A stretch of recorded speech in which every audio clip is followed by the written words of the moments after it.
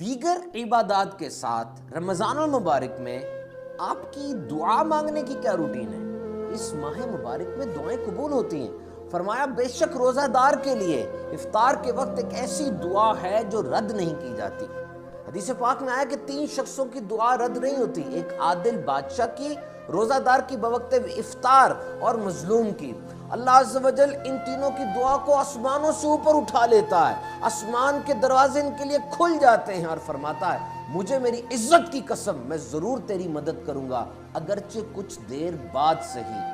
تو قبولیت کے اوقات میں یہ افطار کا وقت ہے، افطاری کیجئے اور افطار کے بعد جو مصنون دعا ہے سنت کی ادائیگی کی نیت سے پڑھ لیجئے اللہم انی لک صمت پوری، اور اس کے بعد اب دعائیں مانگیے۔ یاد رہے دعا 3 باتوں سے خالی نہیں ہوتی، یا تو اس کا گناہ بخش دیا جاتا ہے، یا دنیا میں اس کو بھلائی عطا فرمائی جاتی ہے، یا اس کے لیے آخرت میں بھلائی جمع کر لی جاتی ہے۔ بعض لوگ دعا کی قبولیت کے حوالے سے بڑی جلدی مچاتے ہیں۔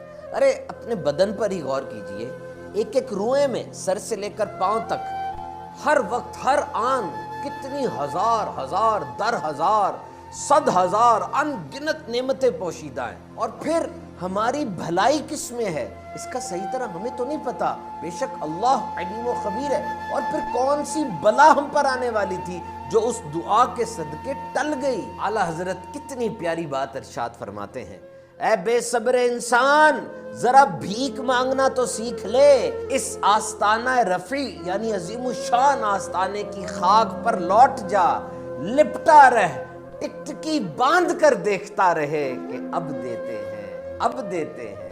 بلکہ پکارنے اور مناجات کرنے کی لذت میں اتنا ڈوب جا کہ تجھے ارادہ اور مراد یاد ہی نہ رہے۔ یقین جان لے کہ اس دروازے سے تو کبھی خالی ہاتھ نہیں جائے گا۔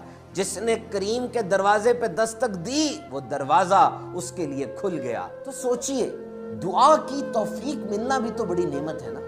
تو دعائیں کیجئے اپنے پیر و مرشد کے لیے، اپنے والدین کے لیے، اپنے لیے عافیت کا سوال کیجئے، ایمان میں استقامت مانگیے، مغفرت کا سوال کیجئے، حلال رزق میں کثرت اور فرما بردار عاشق رسول اولاد کی دعا مانگیے۔